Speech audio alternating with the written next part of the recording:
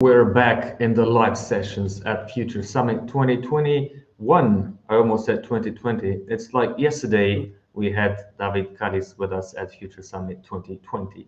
Now, you just saw a brilliant presentation by Lois Damhoff from UNESCO. She's the Future Literacy Chair at UNESCO. And she talked about future literacy, and I think this is crucial for anything that we do in the future. We had digital literacy, we had literacy, digital literacy, and I think now more and more it's about futures literacy and how we can be better prepared for the future and what are some of the tools that we can and should use for that. Now we have a full day ahead. It's probably the biggest and longest day of Future Summit this year. We have today's session now from 10:30 with David Kalisz from the Paris School of Business. We go then to the online class, Introduction to Innovation, the second part. From 12, we switch to Romanian and talk about Romanian demography and innovation for 2050. What happens in the next, or what can we do in the next 30 years? We will be launching for the first time in public, some really new data that shows what Romanians feel and see about Romania's future. From 2, we go to San Francisco with Teresa Lieb from GreenBiz and Verge to talk how the future food is plant food. From 2:30, we go to Helsinki in Finland to talk to Professor Bodo Steiner about sustainable food futures. After that, we take a sort of a break and we meet at 6:30, not 7:30. And we talk about the future of cities with the mayor of Brașov and representatives from Iași and Timișoara.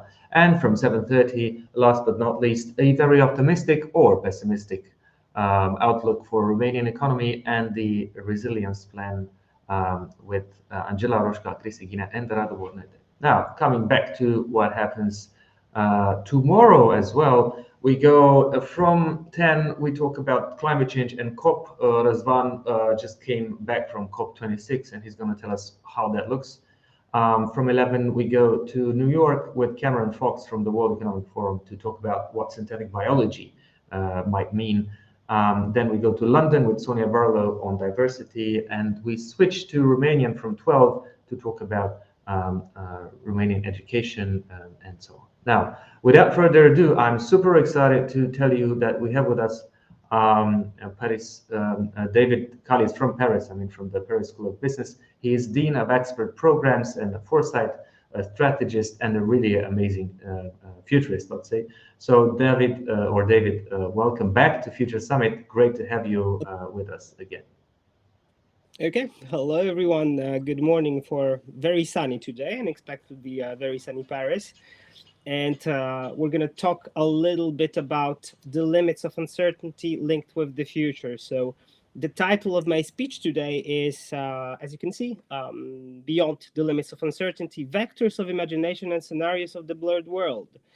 The title is a little bit enigmatic, but in case of the title, it's actually very good. You can smuggle a lot of very inspiring content. So I would like to tell you a few things about the future, the uncertainty that is connected with the future, and are we able to define any limits of this uncertainty?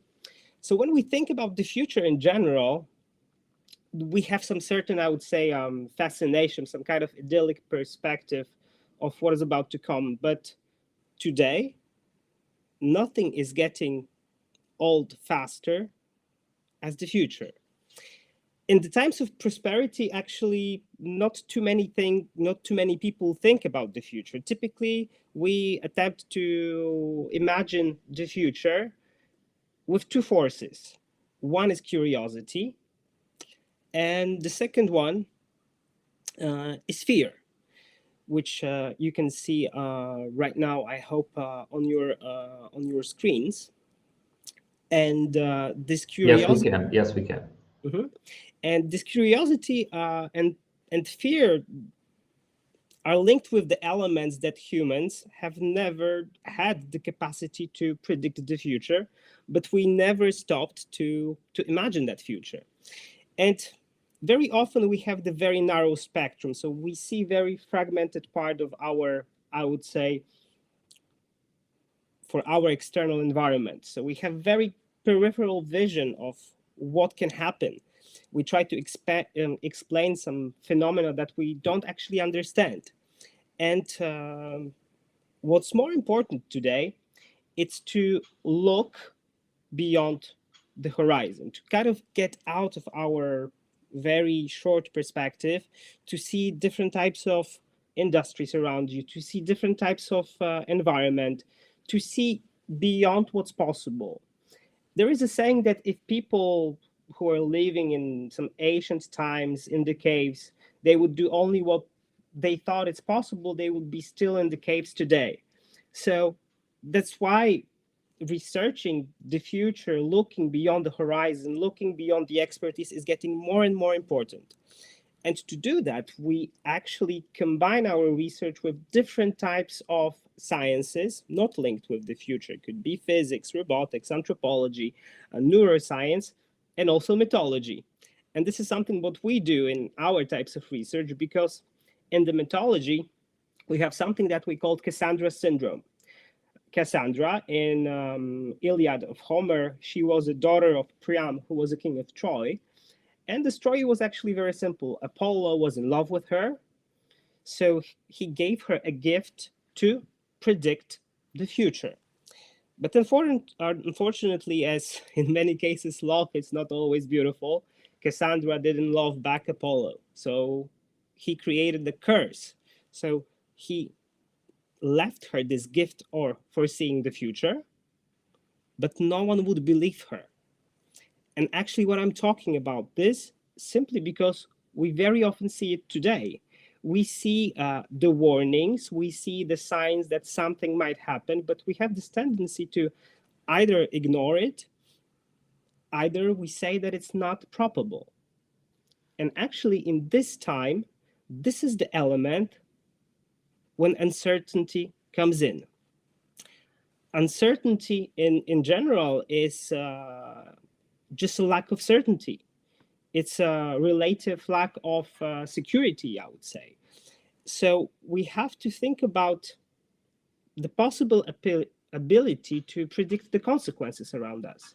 And simply because the world is uncertain, we have different types of anxieties to find some expectations of the resolutions around us. But uncertainty always exists, not only in the types of external turbulence, but in every single time where people don't know the future. We can see uncertainty in many aspects of sciences, in mathematics, in game theory, in physics, in finance, in technical sciences, but also in everyday language. We also have a fear of losing uncertainty because this is the reason of acquiring the knowledge. The smarter we are, the more we don't want to lose this uncertainty, because we want to have this element that is, uncertain. So when we think about this entire ecosystem and trying to find the limits of this uncertainty, we have to say that every aspect of our life has some kind of limitation. We're limited by the knowledge that we have, we're limited by the set of possibilities around us, but the more we have the tendency to create different types of fantasies, to cross those limits, the more we have a tendency to achieve extraordinary results. So when we look at this imagination that is so important about the future, we can say that this is, as we call in this laboratory of our imagination, when we cross this border. So this is the time where the limit of uncertainty is crossed, I would say. So at this point, when we talk about this limit, we start to see that the world around us becomes a little bit blurred, because it's unexpected. We don't know what's going to happen. It's more and more complex.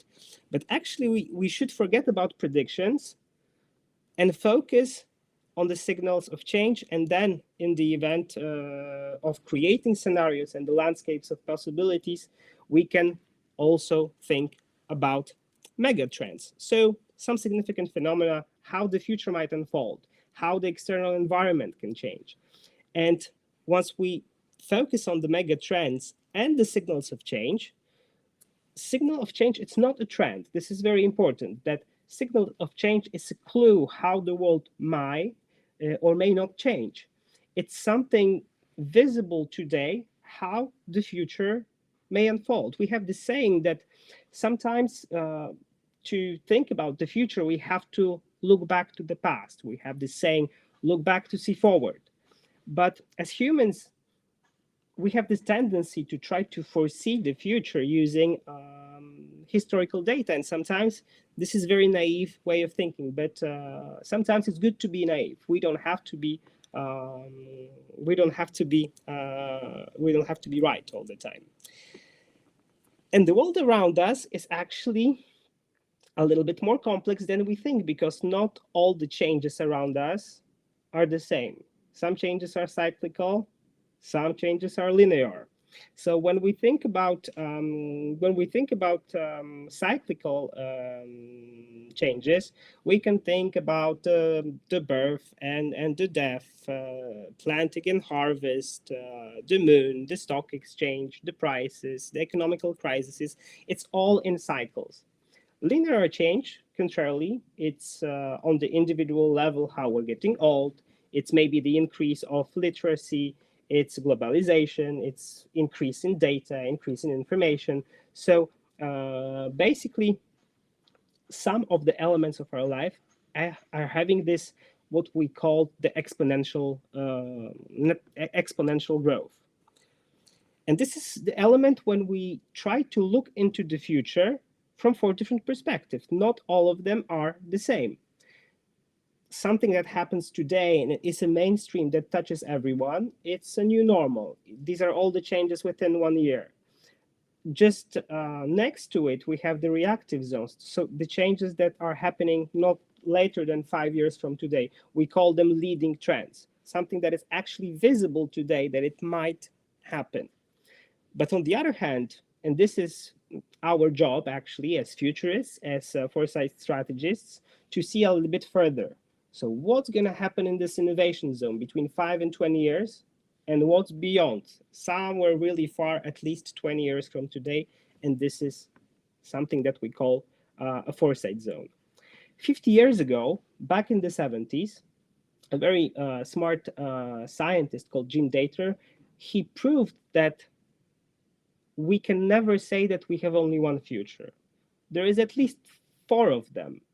The future around you can actually be better than you expect and have a trajectory of growth. Contrarily, it can collapse, causing very disastrous effect. The future can focus on some kind of constraint. Sometimes we call it adoption. So something blocks the future and we cannot see those changes, like COVID in 2020, that forced us to stop some elements.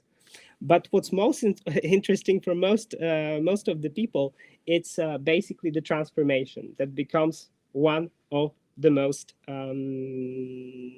inspiring, I would say, scenarios to develop. But this scenario is this one is blurred. This one, it's not visible because it's based on this fact that this future is very different. And what's important over here is the element that future, it's not always in this palette of these very beautiful colors, because it's very imperfect. So this is the place where some changes are starting to be a little bit more visible. So I'm going to show you a few elements that actually changing rapidly the reality we live in. And that's the element where our vectors of imaginations are trying to unfold. In 2007, 50% of the population of the globe started to live in the cities. And actually, that point is very important because we see the global changes on an enormous scale. When we think about the concept of the mega cities, some agglomerations where more than 10 million people live, In 1950s, we had only two cities, New York and Tokyo, that were on that stage. Today, or in the year of 2000, we have 16 cities in the world that we call the megacities, but it becomes not enough.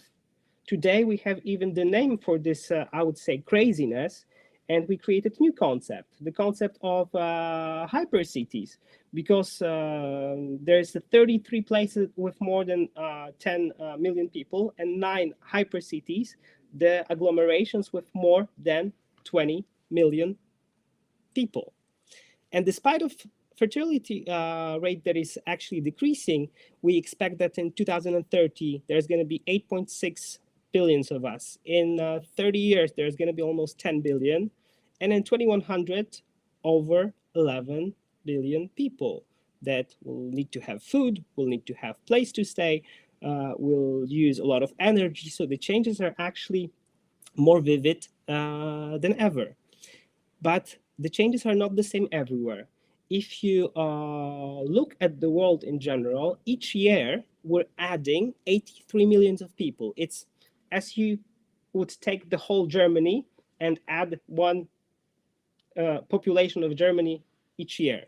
What's even more challenging, every week 1 million of people move to the cities. It's like the entire population of Lille in France or Amsterdam in the Netherlands.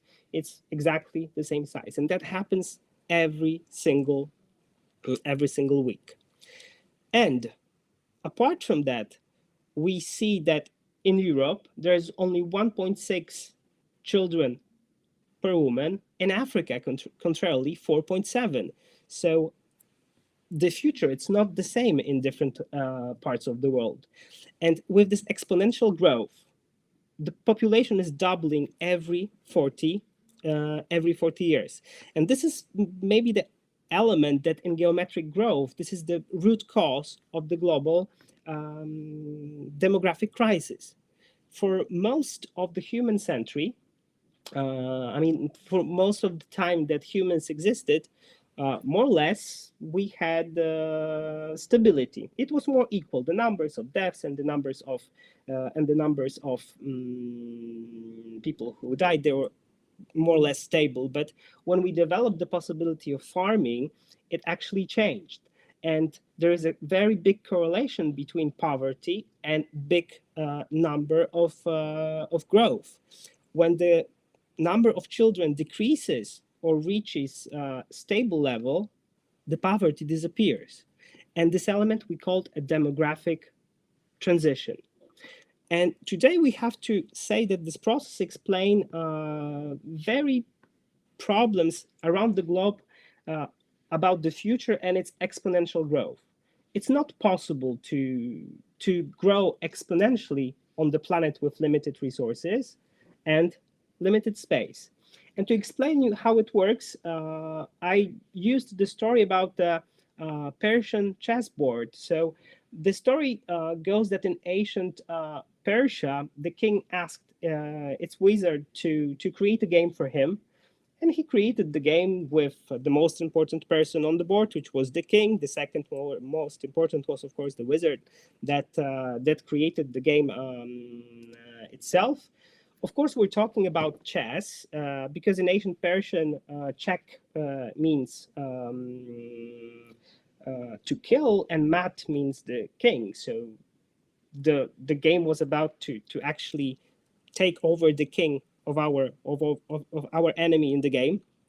But why it's linked with exponential growth? Because the story and the legend says that the wizard asked the king for a reward for this game, and just one seed on the first square, twice more on the second, twice more on the third, and so on. And the king said, okay, it's not a problem. I thought that you're going to ask for something more. But if they started to collect the seeds needed for the chessboard, it turned out that we need more than 18 trillion seeds of wheat. That's 2,000 more than today's global annual production. So this is not everything, actually, because the problem is with the second part of the chessboard. Only first square of the second chessboard has one seed more than the entire first half, and the last one is 2 million times bigger than the first half. So that's why these changes are even more unexpected than ever. Future in general, that's what we say, it always starts within 10 years from now. And I'll always give an example of Apollo mission that's linked with this adventure of the space. In 1961, the president of the United States said that they're going to send a human to the moon, and it happened actually less than 10 years after, on 21st July 69 at 2:56 Universal Coordinated Time, where Neil Armstrong actually put the foot on the moon. And this raises a number of questions about uncertainty and its limits. Today, we see that the world is very volatile, it's very uncertain, it's very complex and very ambiguous. You all heard about this VUCA, but my idea, and not only mine, but different researchers in the field, it's to keep VUCA as it was, but to think about VUCA in a positive way, the urgent optimism that is needed to explore our vectors of imagination, to talk about vision, to talk about understanding, to talk about clarity, and in the end, to talk about agility.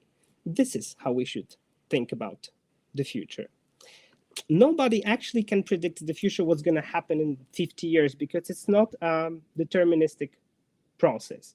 But we have to look at this blurred, unseen future from a very positive perspective, because it's in our hands. It's us who can decide.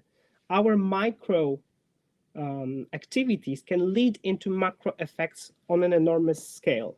So I would say why the world is blurred. It's blurred because we lose our physical part of the world. We are not going back to the things that were before the pandemics. We have to live on a different way. We all wish that future would be smaller, more human, and better than today. And actually, we can do that. It's up to us, but it's up to our imagination. When thinking about the better future, it's much more important to imagine things than being right. And I wanted to kind of convince you to have this urgent optimism, because it's the only way to transfer this blurred scenario into better, true future and better legacy for the next generations. Thank you so much.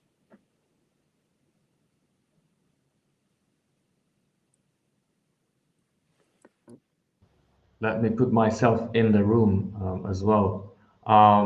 Thank you so much. It was really insightful. So I'm just going to go with the last part now, which is also on the screen.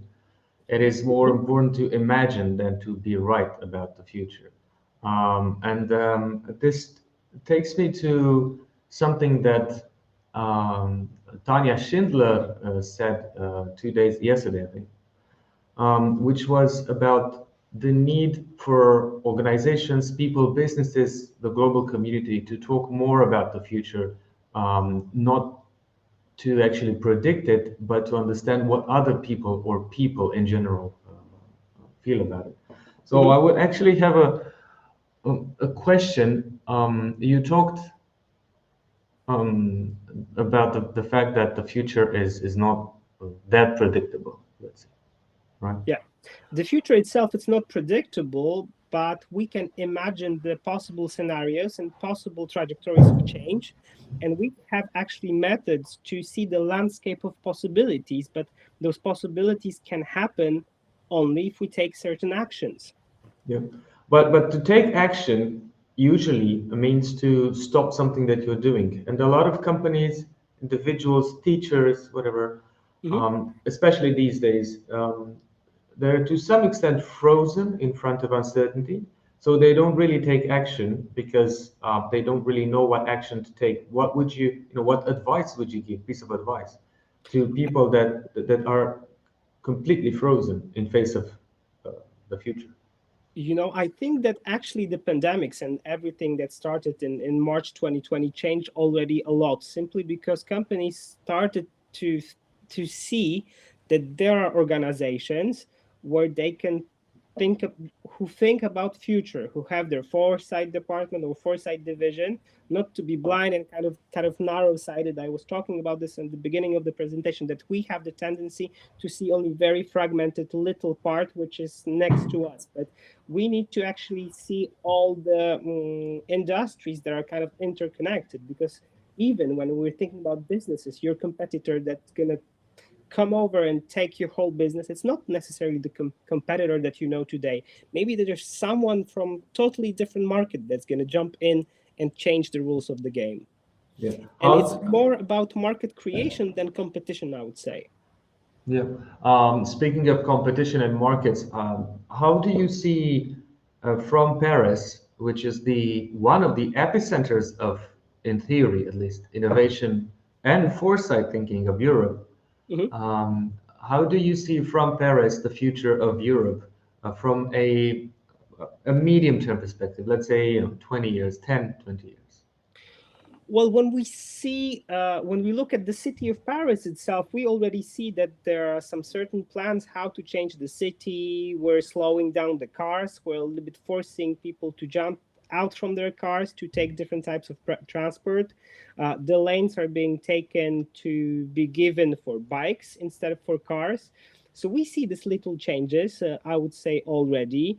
And I believe that in Paris itself, with all the projects there is a project called Grand Paris that will change entire communication around not only Paris, but all the cities interconnected with Paris. I actually see also a lot of developments on this 15-minute city that Paris is pursuing this strategy for the last few years. Is that working? I mean, how do you feel it as a Parisian to some extent?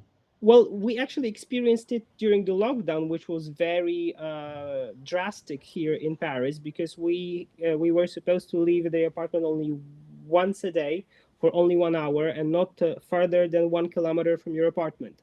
And that means that within this 1 kilometer,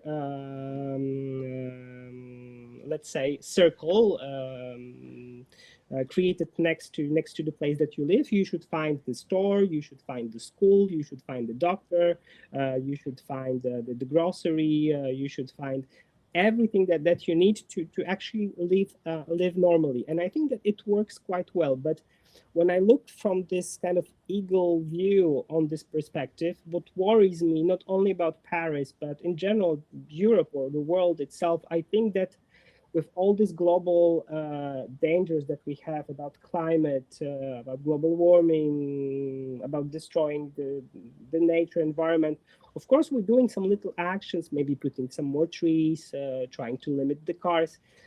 But I always have this feeling that these little actions that we do today are kind of not enough for the size of the problems that exist. Yeah. So this Speaking negative. speaking of size, what was the size of your expectation related to COP26?